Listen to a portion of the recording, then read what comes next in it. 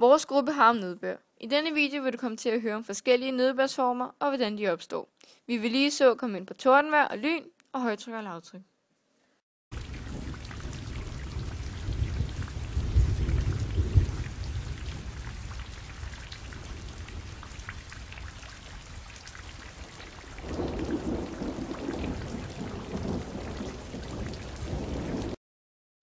Orografi betyder beskrivelse af jordens overfladeforhold. Orografisk nedbør er en anden form for skabelse af almindelig nedbør. Orografiske skyer bliver dannet ved, at luft er tvunget til værs under passage af bakker eller bjerge og dermed afkølet. Sådanne skyer kan forekomme i et eller flere lag op til endog meget store højder. Når en luft støder på et bjerg, blæses den op ad bjerget. På vej op ad bjerget bliver luften afkølet og danner regn. Når luften når toppen af bjerget, er der så koldt, at regnen fryser og bliver til sne i stedet. Sådan skabes sneen på toppen af bjergene. Når luften kommer ned på den anden side af bjerget, bliver den tør og varm. Det kaldes en fønvind.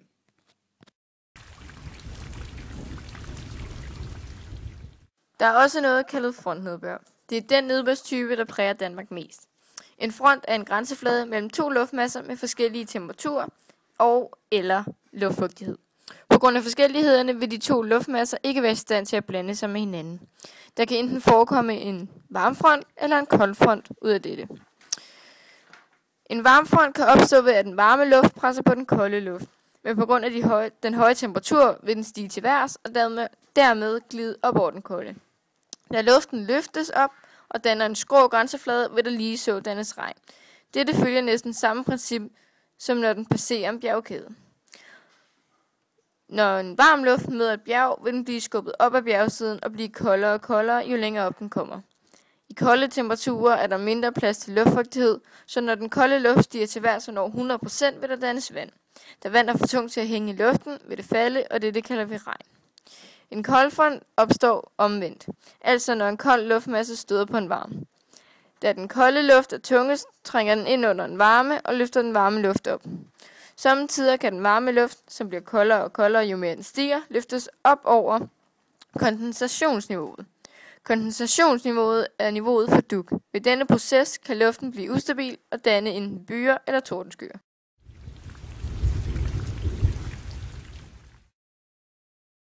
Som I kan se, har det sneet. Det skyldes, at Danmark er blevet ramt af et højtryk.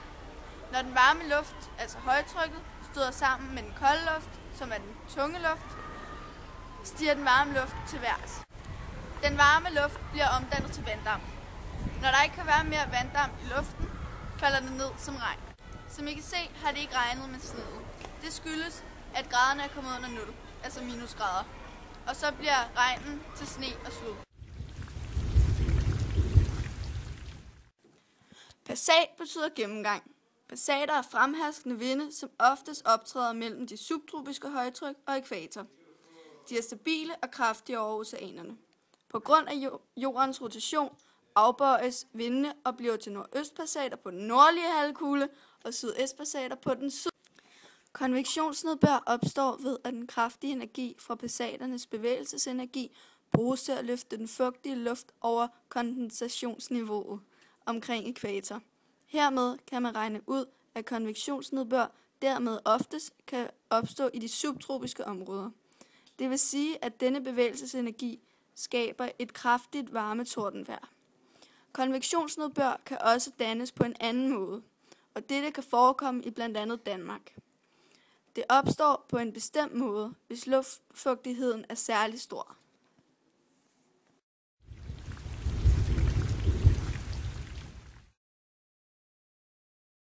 Højtryk og lavtryk er to former for tryk ved jordens overflade. Højtryk betyder, at trykket for vind er højt og modsat med lavtryk. Vinde tiltrækkes af lavtrykkene, og højtrykkene skubber dem væk. Af denne beregning kan man derfor se, i hvilke retninger det blæser.